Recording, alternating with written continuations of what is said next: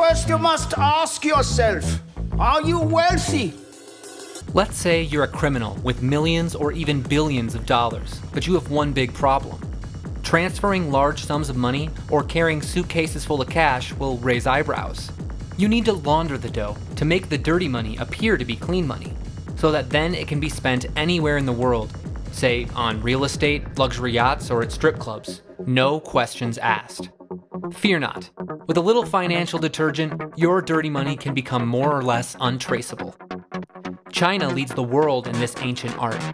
Between 2002 and 2011, some $1.08 trillion departed the country illegally, despite currency control laws that require people to obtain a permit to exchange more than $50,000 a year worth of yuan into any foreign currency.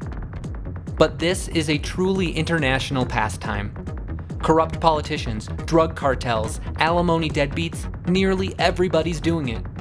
When it comes to money laundering, there are three main steps to doing it right. The first step is the placement.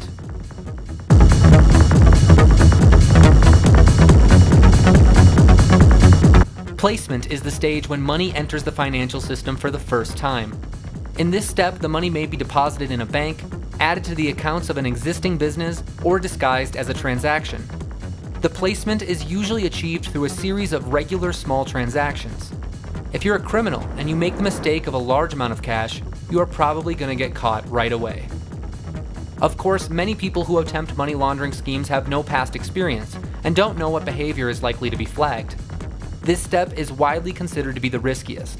If the deposits are scrutinized at this stage, none of the justifications that will exist later in the scheme will yet be in place. The second step of money laundering is the layering.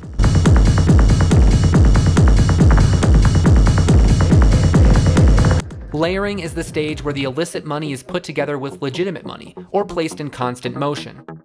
Layering usually involves generating so many intricate transactions that the dirty cash disappears into them. Illicit money can be used to gamble, then placed into stocks, then shuffled around in different currencies, and then used to buy financial products like life insurance policies. Layering can work in dramatically different ways depending on the scheme. In all schemes, however, the purpose of the layering stage is to make it difficult for even a skilled accountant to differentiate between money that came from legal transactions and money that came from funds that were placed for laundering.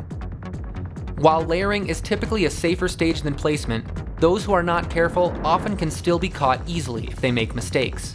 For example, if a business that averaged $5,000 in transactions a day for years were to suddenly start processing $10,000 in transactions a day, it might attract scrutiny. The third and last step is integration. Integration is the stage where the money re-enters the legitimate economy. When the money appears to come from legal businesses or investments, or the trails become too difficult to follow, the money can then be placed into larger scale investments. Integrated cash is often placed into luxury assets, properties, long-term investments, and new businesses. Integrated cash may be used to purchase assets that can be used to facilitate future money laundering more safely.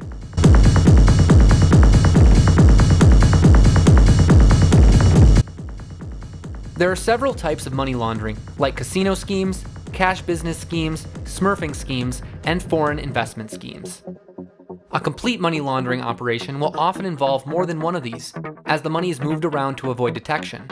For instance, proceeds from cash businesses can be gambled, just as the success of a cash business that has been infused with placed cash can be used to justify investments or loans, which come from cash placed offshore. Let's talk about casino scheme. No. Get 10,000. 50! I said 50! Fucking 50,000! Go get it! The casino scheme works by funneling the money through gaming. The money is converted into chips, which are then briefly played with and then transferred back into cash. Those chips are usually converted by the launderer. Often, the casino where the money is being laundered is in a different nation than the launderer's nation of origin. This makes it difficult for law enforcement in either country to gather evidence that might reveal proof of the money laundering. When we talk about the casino scheme, the placement stage happens when the money is delivered to the proxy, who will take payment in cash and then change it into chips. In some countries, travel agencies provide casino chips as part of their packages. Paying for these in cash can be a smart way to avoid getting your cash moved without electronic records. The layering step is when the money is laundered through gambling. The The layering stage happens when the cash or chips are carried into the casino and used for gambling. Usually, very few of the chips are used for gambling because of the risk of losing. Instead, the chips are lightly used for several hours and then converted back into cash. The receipts from the cash out are used as evidence of the cash's legitimacy.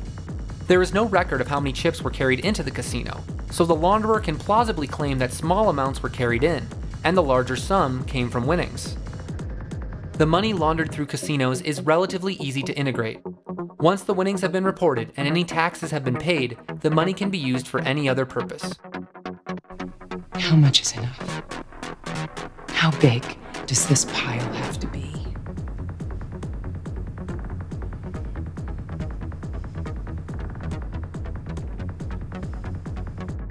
The cash business scheme is one of the most used and most popular schemes for laundering large amounts of physical cash.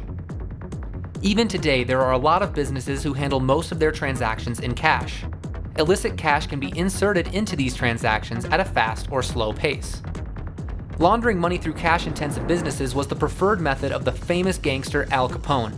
He evaded investigators for years by funneling the money his crimes generated through his small empire of laundromats. The term money laundering was coined by the agents investigating him. The placement for cash-intensive business schemes involves direct cash payments to the owner or manager of the establishment. The money to be laundered for the day is brought to the premises of the business. It stays in a safe place until it can be added to profits for the day through one of several methods. When the money is laundered through cash businesses, the layering stage takes place when fake transactions are slipped into the books throughout the day. These transactions may take the form of fake customers, or through extra services tacked onto legitimate transactions, with the difference added from the placed money. Cash-intensive business schemes often extract the cash through daily profits. This scheme requires the money to be laundered slowly, but a decent amount is ready every single day, so it's making it more liquid for the launderer. Taxes are paid on the reported profits, and the money can now be used for any purpose.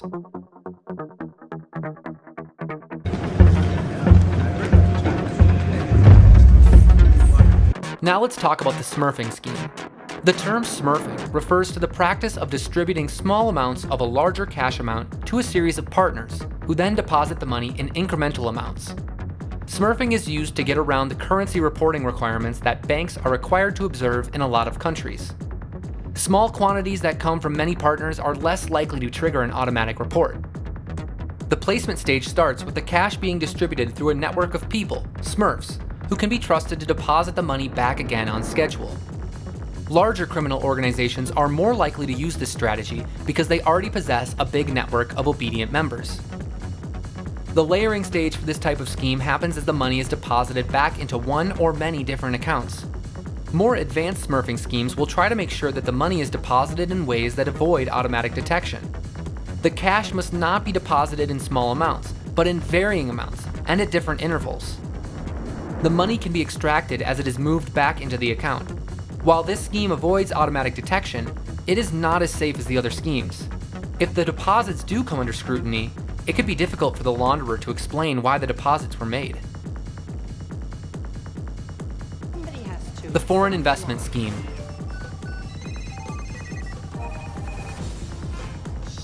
A lot of countries are allowed and encouraged to invest in US businesses. However, the IRS has little power to account for how the money used in these investments was accumulated. In some cases, the money comes from illicit activities. The launderer delivers the cash to the foreign investor, who then returns it by making an investment in the launderer's business. The placement happens when the cash is delivered to the foreign partner. In most successful schemes, the launderer will not appear to have any prior contact with the investor who is holding the money.